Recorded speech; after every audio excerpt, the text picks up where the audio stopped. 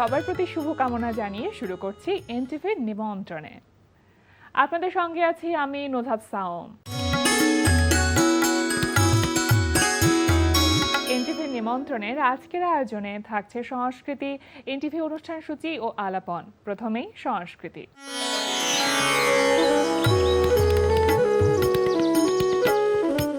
উত্তরার gallery Keir 22তম প্রতিষ্ঠা বার্ষিকী উপলক্ষে গ্যালারি কায়ায় অনুষ্ঠিত হচ্ছে 45 জন শিল্পীর দলীয় চিত্রকলা প্রদর্শনী। প্রতিদিন বেলা 11:30 থেকে রাত 8টা এই সময়ে প্রদর্শনী চলবে 26 জুন পর্যন্ত। লালমাটিয়ার ভূমি আর্ট গ্যালারিতে অনুষ্ঠিত হচ্ছে 10 জন শিল্পীর দলীয় চিত্রকলা প্রদর্শনী কনফ্লুয়েন্স। প্রদর্শনীতে শিল্পীদের ওয়াটার কালার ও মিশ্র মাধ্যমে আঁকা 57টি চিত্রকর্ম স্থান পেয়েছে। প্রদর্শনী চলবে 15 জুন পর্যন্ত। এবার এনটিভি অনুষ্ঠান সূচি। এবার জানিয়ে দিচ্ছি এনটিভির আজ রাতের বিশেষ বিশেষ অনুষ্ঠানগুলির সময়সূচি। সন্ধ্যা 6:15 থাকছে সমসাময়িক বিষয় নিয়ে অনুষ্ঠান সংলাপ প্রতিদিন।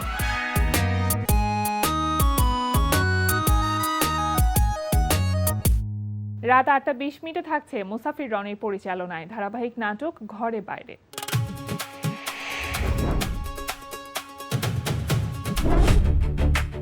ওদের সাথে সব ধরনের যোগাযোগ বন্ধ করে দাও। What do you mean?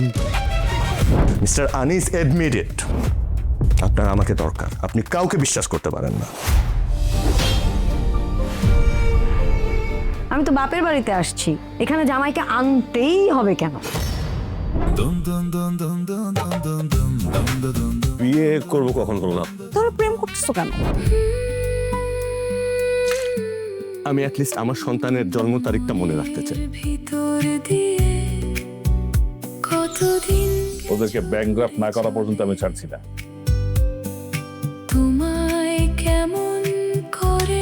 কোম্পানির অবস্থা কিন্তু খুব একটা ভালো না। বলো কেমন করে ঘরে বাইরে। রাত 11:30 সরাসরি সম্প্রচার হবে টক শো এই সময়।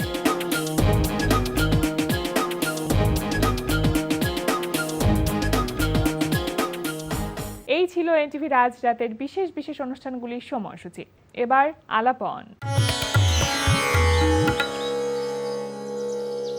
প্রিয় দর্শক, এনটিভিতে প্রচারিত হচ্ছে ধারাবাহিক নাটক ঘরে বাইরে।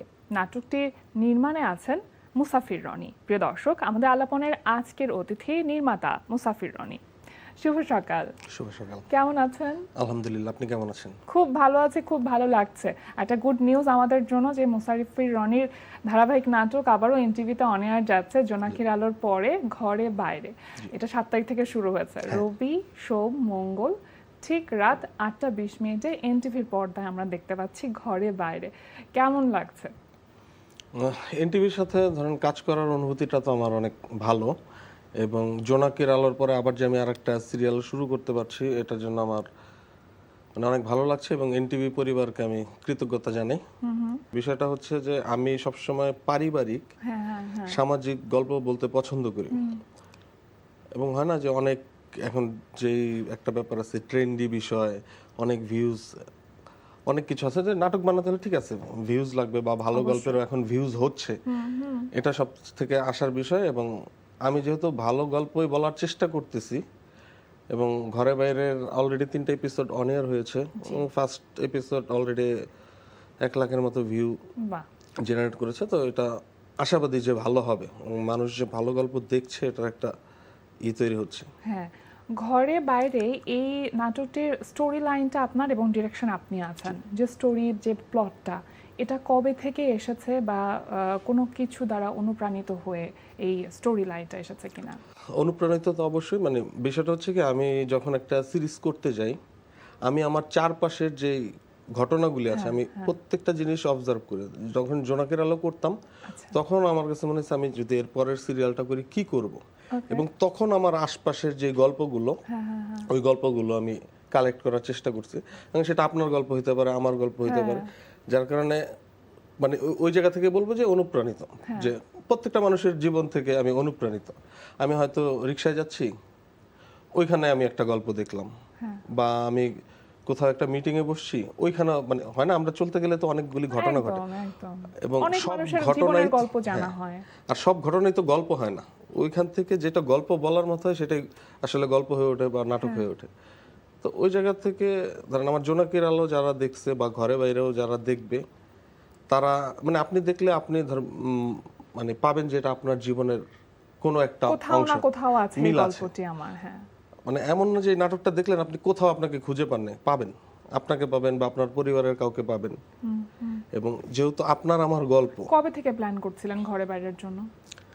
ঘরে বাইরের প্ল্যানিং মোটামুটি 1-1.5 বছর। অনেকটা দিন সময় অনেকটা নিলেন তো। আচ্ছা, নিজের জন্য একটু সময় নিতে হয়েছে মধ্যে। হ্যাঁ, মাঝখানে মানে আমি 1 বছর কোনো কাজ করিনি, মানে হয় না যে অনেকদিন পর আবার একটা সিরিয়াল শুরু করব, একটু ঠিকঠাক করে, মানে আমি হয় কি শুটিংটাকে এনজয় করি, তো হ্যাঁ হ্যাঁ, শুটিংটাকে এনজয় করতে গেলে এই তার আগের যে এনভায়রনমেন্ট সেটা তো আমাকে ক্রিয়েট করতে হয়। ট্রু। এখন যেটা হচ্ছে আমি টোটাল গল্পটা যদি আমার ঠিক থাকে, আমার চরিত্র অনুযায়ী যে অভিনয় শিল্পীরা আছে তাদেরকে যদি আমি ঠিকঠাক নির্বাচন করতে পারি, মানে একটা ক্যারেক্টার হয়তো আপনিই ভালো করবেন। হ্যাঁ হ্যাঁ, এখন আমি যদি টাইম না নিই, আপনার পরিবর্তে আমি হয়তো অন্য কাউকে নিব যেটা সে হয়তো তার মতো ভালো করবে, 100% আউটকামটা আসছে না outcome তখন। আসবে না। তো ওই জায়গা থেকে একটা গ্যাপ নিয়েছে এবং ওইভাবে সাজিয়ে আমি শুরু করেছি আর কি। চরিত্র অনুযায়ী এই যে ক্যারেক্টারাইজেশনের যে ব্যাপারটা বললেন যে ও অ্যাক্টর বা অ্যাক্ট্রেস সিলেকশন যে প্রক্রিয়া, এটা একটা লম্বা প্রক্রিয়া, মানে সময় সাপেক্ষ আর কি। তো সেই জায়গা থেকে কি কি বিষয় মাথায় ছিল এবং কারা অভিনয় করছেন, যদিও আমরা দেখতে পাচ্ছি পর্দায়, কিন্তু তারপর আপনার মুখ থেকে শুনতে চাইবো।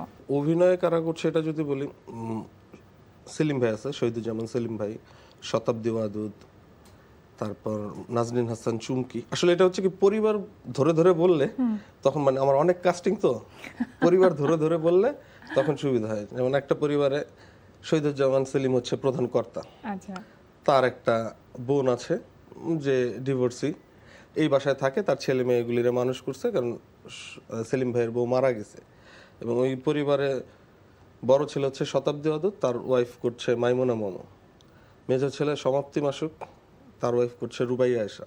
আচ্ছা, তাদের একটা মেয়ে আছে, নাম হচ্ছে শারমিন জোহর শশী। তো শশী হচ্ছে ক্যারেক্টারে বাবা মাকে না জানিয়ে পছন্দের পাত্রকে বিয়ে করে আমেরিকা চলে গেছে, তারপর আবার গল্পে আসছে। এবং ছোট ছেলে হচ্ছে আবু হুরায়রা তানভীর। এই হচ্ছে একটা পরিবার, বাসার হেল্পিং হ্যান্ড আরও অনেকে আছে। তারপর আবার এই পরিবারের সাথে কানেক্টেড আছে, যে শশীর কথা বললাম, তার হাজবেন্ড, আবার আবু হুরায়রা তানভীর, সে তার বেআইনকে পছন্দ করে। আচ্ছা, তো এরকম করে আরো অনেক আছে, চরিত্র অফিস পার্ট এখানে আছে, অফিস আছে, পার্টে শিবা শানু আছে, হ্যাঁ হ্যাঁ, তারপর মাসুম বাশার আছে, মানে অনেক আর্টিস্ট। হয় কি আমি সরি অনেকে হয়তো নাম বলি না, মন খারাপ করে, মানে হ্যাঁ, আমার সিরিয়াল বানাতে গেলে যেমন হয় আমার কর গুনে গুনে আর্টিস্ট বলতে হয়। যেমন জোনাকির আলোতে প্রায় 157 জন আর্টিস্ট ছিল, তো হয় না মনে রাখাটাও একটু খুব ডিফিকাল্ট তো। ডিফিকাল্ট। হ্যাঁ, আর এই যে চরিত্র কিভাবে নির্বাচন করি, বা এখন আমার যে গল্প, ধরেন গল্প না, আপনি একটা গল্প পড়তে গেলে আপনি ভিজুয়াল দেখতে পাবেন একদম একদম, যে এইখানে কে হইলে ভালো হইতো, এই সংলাপটা কে দিলে ভালো হইতো, তার কাঠামোটা কি, অবয়বটা কি, এবং সে কোন ধরনের ড্রেস পরবে, হ্যাঁ, পরলে তাকে কোন জায়গা থেকে ভালো লাগবে। তো ওই সব কিছু মিলে আমি হচ্ছে ক্যারেক্টারগুলো রেডি করেছি। আচ্ছা। এখন তো মাত্র শুরু হয়েছে এই সিরিয়ালটি, দর্শকদের যে খুব বেশি সাড়া পাওয়া যাবে এত অল্প সময়ের মধ্যে সেটা বলছি না, কিন্তু তারপরও তো একটা ফিডব্যাক থাকে, সেই রেসপন্সটা কেমন পাচ্ছেন? এখন পর্যন্ত আলহামদুলিল্লাহ ভালো। ভালো এই কারণে বলবো কারণ গতবারে যেটা করেছি, মানে একটু রেফারেন্স টানতে হচ্ছে, যেহেতু একই টেলিভিশনে গিয়েছে, মানে আগেরটাও এনটিভিতে, এখনকারটাও এনটিভিতে, ওই জায়গা থেকে রেফারেন্সটা টানছি।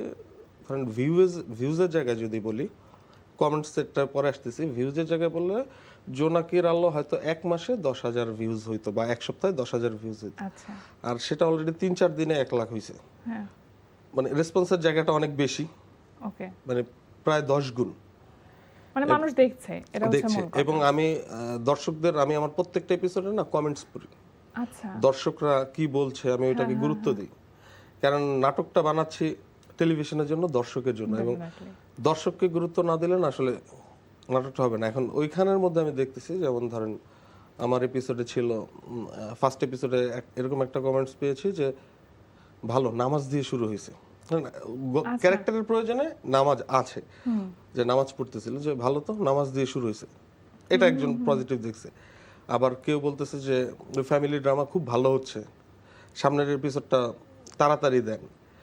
কেউ বলতেছে যে গল্প ভালো হইলে দেখবো, না হইলে দেখবো না। মানে আমি প্রত্যেকটা পজিটিভ এবং নেগেটিভ প্রত্যেকটা ফিডব্যাকে আপনি কাউন্ট করি, কারণ আপনার কাছে একটা জিনিস ভালো নাই লাগতে পারে, কিন্তু কেন লাগে নাই সেটাকে আমি অবমূল্যায়ন করবো না। কেন লাগে নাই, কি করলে আপনার কাছে ভালো লাগতে পারে, আমি ওই চেষ্টাটা আসলে করি।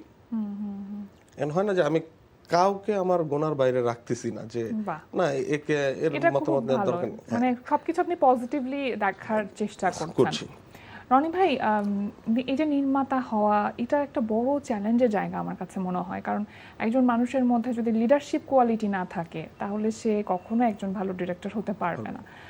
কি মনে হয় সব থেকে বড় চ্যালেঞ্জ কি কি থাকে একজন এই লিডার বলি কিংবা একজন ডিরেক্টর বলি তার? নির্মাতার চ্যালেঞ্জ মানে ওইভাবে বলে শেষ করা যাবে না, তার টোটাল জার্নিটাই আসলে চ্যালেঞ্জের। ধরেন আমি যে এখনো কাজ করতেছি বা আজকে এখানে আসছি, আমার আজকের দিনটাও চ্যালেঞ্জের, কালকের দিনটাও চ্যালেঞ্জের, প্রত্যেকটা সেকেন্ড চ্যালেঞ্জের। মানে ওই চ্যালেঞ্জের হিসাবটা না মানে এক বাক্যে শেষ করা যাবে না আমার কাছে মনে হয়। কারণ ধরেন আমরা গল্প বলা থেকে শুরু করে, শুটিং করা থেকে শুরু করে, অন এয়ার থেকে শুরু করে, মানে প্রত্যেকটা জায়গা এবং শুটিং সেটেও থাকে, শুটিং সেট, কাস্টিং সিলেকশন, প্রত্যেকটা জায়গায় আমাদের একটা চ্যালেঞ্জ নিয়ে যেতে হয়, একটা বাধার সম্মুখীন হয়ে যেতে হয়। হয় না যে ধরেন আমি আপনাকে কাস্ট করলাম, কোনো কারণে আপনি অসুস্থ, এটাও তো একটা বাধা বা চ্যালেঞ্জ। এইবার আপনাকে লাগবেই, তাহলে আমি কিভাবে সামনে নেক্সট শুটিংটা করব বা শুরুটা করব। একবার একটা ঘটনা বলি, আমাদের হায়াত আঙ্কেল, আবুল হায়াত আঙ্কেল, উনি শুটিং করতেছে আচ্ছা, এবং প্রচন্ড গরম, মাঝখানে হলো না যে ফিল লাইক 48, 49 এরকম, উনি শট দিচ্ছে, লাস্ট একটা সংলাপের সময় উনি মাথা ঘুরে বসে পড়ল, পড়ে যায়নি, সেটা সবাই ধরলো এবং উনি বলল যে আমি বোধহয় আর কাজ করতে পারবো না, বয়সও তো হয়েছে এবং গরমটা অনেক, একটু অসুস্থ ছিল, তো তখন আমি কি করব? মানে ওই সব পরিস্থিতিতে সময় plan B, plan C ready রাখতে হয় না, আমার plan A B C D E এরকম একটা থাকে। আচ্ছা, এবং আমার হয় কি, আমি বলতে পছন্দ করি। ধরেন এই যে এ বি সি ডি ই, আমি যদি এখন বলি, এইটা তো আমাদের অনেক নির্মাতা বন্ধুরাও দেখবে, হয়তো তাদের কাজে লাগবে। মানে হয় না, আমি কোনো কিছু লুকায় রাখি না নিজের কাছে। ওকে, ধরেন আমার হিসেবটা হচ্ছে, আমি আজকে শুটিং করছি, বাইরে প্রচন্ড বৃষ্টি, বৃষ্টিতে তাহলে আমি কি করব? বাইরে সিন করতে পারছি না, তাহলে আমি ইনডোরের কাজ করব। ওকে, ইনডোরে যেয়ে দেখি যে বিদ্যুৎ নেই, আচ্ছা, মানে আমি আমার প্রবলেমগুলিকে আমি আমার সামনে নিয়ে আসি, যে এটা আজকে বৃষ্টি হবে বাইরে, তুমি তো রনি সিন করতে পারবে না, তাহলে কি করবো? ইনডোরের কাজ করবো। তো ইনডোরে যখন যাই বিদ্যুৎ নাই, তাহলে আমি কি করব? বারান্দায় সিন করব। আচ্ছা, হয়তো একটা অপশন আছে, বারান্দায় গেলাম, বারান্দায় যাওয়ার পরে যেই সিন তাতে বৃষ্টি দেখানো যাবে না, মানে আমি কিন্তু সব বাধা আনতেছি সামনে। এরপর হয়তো আমি সিঁড়ি ঘরের একটা জায়গায় যদি একটু আলো থাকে, ওইখানে কোনো সিন থাকলে আমি করার চেষ্টা করবো, কিন্তু পর্যাপ্ত আলো নেই, করবো না। আচ্ছা, এবার ছাদের অংশটা যেটা হয় না, দরজাটা খুললে একটু আলো পাওয়া যাবে, ওইখান থেকে আমি সিঁড়ির অংশে করব।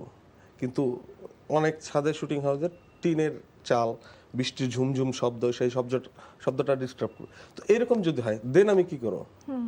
আমি চুপচাপ বসে থাকবো।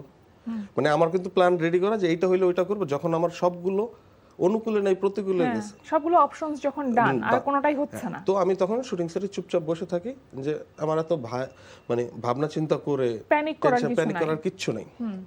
কারণ আমি বললাম না যে শুটিংটা আমি এনজয় করি, আমি শুটে যাওয়ার আগে যাবতীয় প্ল্যান করে যাই। আচ্ছা, এবং শুটিংটা আমার কাছে মনে হয় যে আড্ডা দেওয়ার মতো, মানে আমি আড্ডা দিতে খুব পছন্দ করি, তো মনে হয় যে আড্ডা দিতে যাচ্ছে, মানে ফুর্তি লাগে আমার কাজটা করতে। এবং ধরেন আমার শরীরে যদি 104-5 জ্বরও থাকে, আচ্ছা, আমাকে আপনি শুটিং সেটে নিয়ে দাঁড় করাবেন, আমি ফুল সুস্থ। দারুণ একটা হয় না ব্যাপার। যে এটা এনজয় না কিভাবে করলে, আসলে এই যে নির্মাতা হিসেবে যে জার্নিটা আপনি স্টার্ট করলেন, সেটা কিভাবে স্টার্ট হলো, বা কবে প্রথম স্বপ্ন দেখেছিলেন যে হ্যাঁ ডিরেকশনে নিজেকে দেখতে চাই? এইটা হচ্ছে কি, মানে ছোটবেলা থেকে আমার একটা বিষয় ছিল যে আমি কোথাও চাকরি করবো না, এটা আমার মাথায় ছিল ইনস্টল আগে করেছে। থেকে, হ্যাঁ, হ্যাঁ, মানে আমার কাছে মনে হয় চাকরি করলে আমার একজন বলবে এটা করো, করতে হবে। মানে স্লেভ মেন্টালিটি আপনার হ্যাঁ। কখনোই ছিল না। তো ওকে, তখন মনে হচ্ছে যে তাহলে আমি এটা করব না, তো কি হবে, আমার একবার মনে হলো যে আমি হয়তো জার্নালিস্ট হব, কিন্তু যখন মনে হলো যে একটা চাকরি 9টা 5টার মধ্যে নিজেকে আটকাতে চাই না। চাই না, এবং মানে হয় না যে আমি পার্সোনাল লাইফে ডিসিপ্লিন মেনটেন করি না আমার, মানে আমি হয়তো রাত 2টায় বাসায় যাই, ভোরবেলা ঘুমাই, আবার যখন শুটিং থাকে তখন আবার একটা রেগুলার রুটিনে আসি। ওকে, তো তখন আমার মনে হলো তাহলে আমি কি করব, মনে হলো আমি গান লিখব, আচ্ছা, গীতিকার হব। টুকটাক লেখালেখি করলাম, কবিতা লিখলাম, মানে কোনো কিছুতে না হচ্ছে না। পরে মনে হলো যে আচ্ছা আমি যদি নাটক বানাই তাইলে কি হয়। এখন নাটক সম্পর্কে তো আমি জানি না। প্রথমে মনে হলো অভিনয় শিল্পী হব, তখন আমাকে তো কেউ গাইড করবে, কথা তো শুনতেই হচ্ছে, মানে হিসাবটা বুঝে। তাহলে কি করা যায়, এবার আমি টোটাল নাটক দেখা শুরু করলাম। নাটকে কে পরিচালক, কে প্রযোজক, কে শিল্পী, এগুলি তো আমি জানি না। তখন কাজটা কিভাবে হ্যাঁ। হয়? আমি কিছুই জানি না, মানে হয় না যে পরিচালক কাকে বলে তাও তো জানি না, মানে শুরুর দিকের কথা বলতেছি। তো আমি অনেক নাটক দেখা শুরু করলাম, কোনো নাটক আমার মিস নাই এরকম। এবার আমি ভাবলাম যে কি কি হয়, এবার দেখলাম যে প্রযোজক হওয়া যায়। প্রযোজক হতে গেলে তো অনেক টাকা লাগে, সেটা আমার কাছে নাই। তাহলে কি করা যায়, পরিচালক, প্রযোজকের কাছ থেকে টাকা নিব, আমি বলবো এইভাবে এইভাবে এইভাবে, আর সবাই তো আমার হবে। কথা শুনবে। হ্যাঁ, মানে আমার সবাই আমার কথা শোনার থেকে বিষয় হচ্ছে আমার কারো কথা শুনতে হচ্ছে না। তো ফাইনালি মুরাদ ভাইয়ের সাথে যোগাযোগ হলো, মুরাদ পারভেজ, উনি আমার প্রথম ওস্তাদ। তো ওনার সাথে কথা হইলো, কথা হওয়ার পরে হয়তো আমার মধ্যে ওই বিষয়টা ছিল, কারণ উনি আমাকে বলছে 3টায়, যেদিন ফার্স্ট ওনার সাথে মিট হয় 3টায় যেতে। আচ্ছা, তো আমি মিরপুরে থাকি, আমি মিরপুর থেকে তখন সম্ভবত সিএনজি করে যাচ্ছিলাম এবং রাস্তায় প্রচণ্ড জ্যাম। আমি তাকে ফোন দিলাম যে ভাইয়া আমার বোধহয় 5টা মিনিট দেরি হবে, এবং ওনার অফিস ছিল লালমাটি। আমি আসাদ গেটে সিগন্যাল থেকে সিএনজি থেকে নেমে দৌড়ে অফিসে গেছি, মানে রিক্সা টিক্সা নিব, টাইম ওয়েস্ট হবে। এবং যাওয়ার পরে ওনার রুমে অনবরত ঘামতেছে, মানে টিস্যু বক্স দিচ্ছে, ঘাম কন্ট্রোল হচ্ছে না। বলে কি ঘটনা, কি এত ঘামতেছেন কেন? আমি বললাম ভাই এই ঘটনা, কারণ আপনি আমাকে 3টায় বলছেন। ওই টাইমটা মেনটেন করার আমি চেষ্টা করছি। তারপর তার সাথে অনেকদিন কাজ করলাম, শিখলাম। হ্যাঁ, অনেক কিছু। হ্যাঁ। কত বছর কাজ করলেন মুরাদ ভাইয়ের সাথে? মুরাদ ভাইয়ের সাথে 3 বছর। আচ্ছা, তো আমি 7 নম্বর অ্যাসিস্ট্যান্ট থেকে প্রধান সহকারী হইলাম, বাহ। এবং কতদিনের মধ্যে সেটা? এটা বোধহয় 1.5 বছর, অনেক কম সময়। অনেক কম সময়। কারণ ধরেন এই যে মুসাফির রনি, এই নামটা আসার পেছনে ওইখানের একটা ব্যাপার আছে। কিরকম সেটা? হয় কি, পথিক কি হয়, ক্লান্ত হয়, হ্যাঁ, এবং মুসাফির ব্যাপারটা হচ্ছে আমাকে একজন দিছে সেটের, যে তুমি মুসাফির। মুসাফির মানে কি? মানে হয় না যে মুসাফির মানে একটু অন্যরকম লাগে। হ্যাঁ, হ্যাঁ, হ্যাঁ, তো বলতেছে যে মুসাফির মানে ট্রাভেলার আর হচ্ছে কি। হ্যাঁ, অক্লান্ত পথিক। আচ্ছা, মানে কোন একটা আর্টিস্ট আমাকে দিছে। তো আমি এত দৌড়াতাম সেটে, ধরেন ফোন রিসিভ করতে যে কয়েক সেকেন্ড সময় লাগে, তার মধ্যে আমি হয়তো 3তলা 4তলায় দৌড়ে উঠে গেছি, ওকে, যে কি বলবেন ভাইয়া বলেন, এবং ক্লান্তি ছিল না। আচ্ছা, তো ওই জায়গা থেকে খুব এনার্জেটিক ছিলেন। এনার্জেটিক ছিল, হ্যাঁ, এবং ওইখান থেকে কাজ করলাম। কাজ করার পরে দীপন দাদার সাথে আবার কাজ করলাম। বাহ, দীপনদার সাথে প্রায় 4 বছর কাজ করার পরে আমি একটা নাটক ও ডিরেকশন দিলাম, এবং নাটকটা গেল, মোটামুটি 40,000 টাকা প্রফিটও হইলো। তারপরে আমি উপলব্ধি করলাম আমি নাটক বানাতে পারি না, মানে অলরেডি কিন্তু আমার 7 বছর 7.5 বছর শেষ। হ্যাঁ, আমি হিসাব করলাম যে আমি তো নাটক বানাতে পারি না, আর আমার নাটক হয় না। বিক্রি করছি, লাভ হয়েছে, সব ঠিক আছে। পরে আবার 3.5 বছর অ্যাসিস্ট্যান্সি করছি, করার পরে রেগুলার হয়েছে। আচ্ছা, মানে এই হচ্ছে, মানে নিজেকেই নিজে চেক হ্যাঁ, আমি দেবার এটা- যে বিষয়টা, আমি এটা সেটা প্রতিনিয়তই সবসময় করি। ছিল।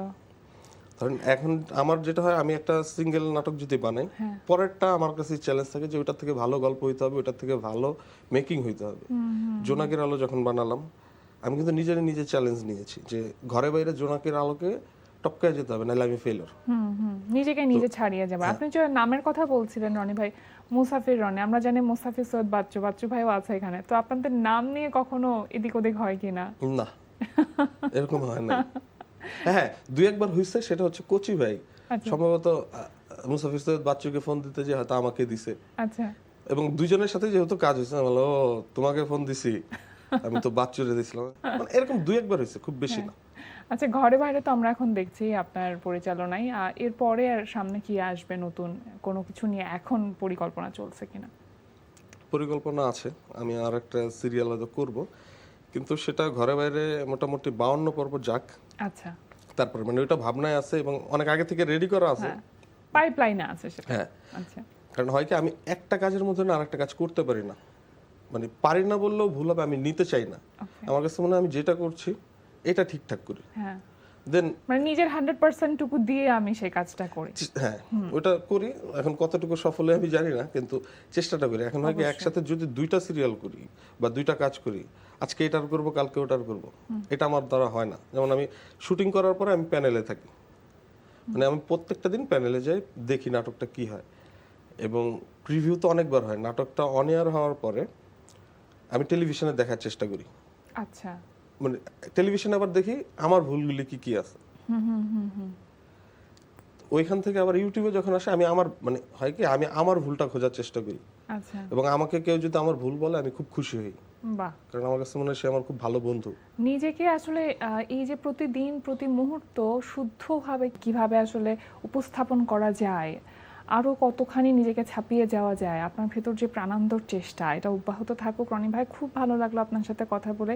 ঘরে বাইরের জন্য অনেক অনেক শুভকামনা রইলো, আপনার জন্য অনেক অনেক শুভকামনা রইলো। আজকে আমাদের আয়োজনে এসেছেন, সময় দিয়েছেন, ভীষণ ভালো লাগার একটা মুহূর্ত কাটলো। অনেক ধন্যবাদ আপনাকে। আপনাকেও ধন্যবাদ। প্রিয় দর্শক, আমরা চলে এসেছি অনুষ্ঠানের শেষ প্রান্তে। অনুষ্ঠান সম্পর্কে আপনার মতামত জানাতে মেইল করুন NTV নিমন্ত্রণে @ntvbd.com।